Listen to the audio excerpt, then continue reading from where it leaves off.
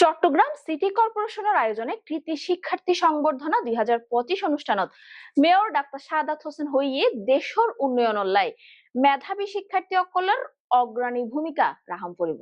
তিনি জানাই শুধু মেধাবী তৈরি করলেই নইব, কারারে দেশত ধরি রাখতে জীবনমান উন্নয়নের লাই কার্যকর উদ্যোগ লম পরিব। মেয়র আরো হইয়ে চৈশিক শিক্ষা ও স্বাস্থ্য হাতত বেগুনতুন বেশি বিনিয়োগ করা থাকে। বর্তমানে 88 প্রতিষ্ঠানত প্রায় 65,000 শিক্ষার্থী পড়াশোনা করেন।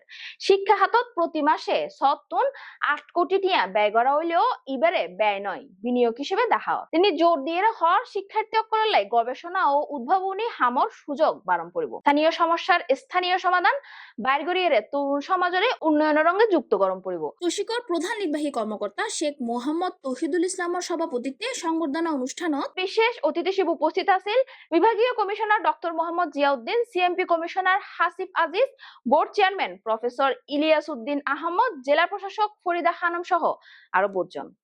একটা ছাত্র কিংবা ছাত্রী তাদের এক্সেলেন্সি শো করতে হলে অথবা তাদের ব্রিলিয়ান্ট রেজাল্ট যদি তারা পেতে চায়, শিক্ষক শিক্ষিকা অভিভাবক ছাড়া এটা কখনোই সম্ভব নয়। আজকে আমরা দেখি বাবার চাইতেও মারা যে ভূমিকা রাখে একটা সন্তানকে বড় হওয়ার জন্য, এটা আসলে একটা বিশাল ব্যাপার। মারা সবসময় বাচ্চাদেরকে নিয়ে কোচিং সেন্টারে যায়, স্কুলে যায়, সব জায়গায় যায়। বাবারা তো স্বাভাবিকভাবে উপার্জন করতে চায়, তারা বিভিন্ন জায়গায় ব্যবসা বাণিজ্য চাকরি করে, তো মারা কিন্তু প্রচুর সময় দেয়। এটা আমাদের জন্য একটা বিশাল ব্যাপার। তো আজকে আমি কৃতি শিক্ষার্থীদের বলবো, আসুন মাদের জন্য একটা করতালি দিই। বাবারা বোধহয় একটু মাইন্ড করছে, আসুন বাবাদের জন্য আরেকটা করতালি দিই।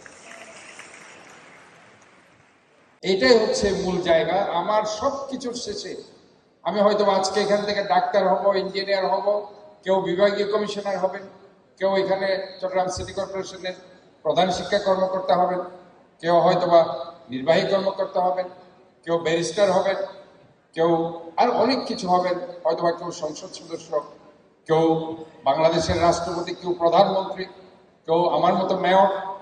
কিন্তু দিন শেষে কি হতে হবে? ভালো মানুষ হতে হবে।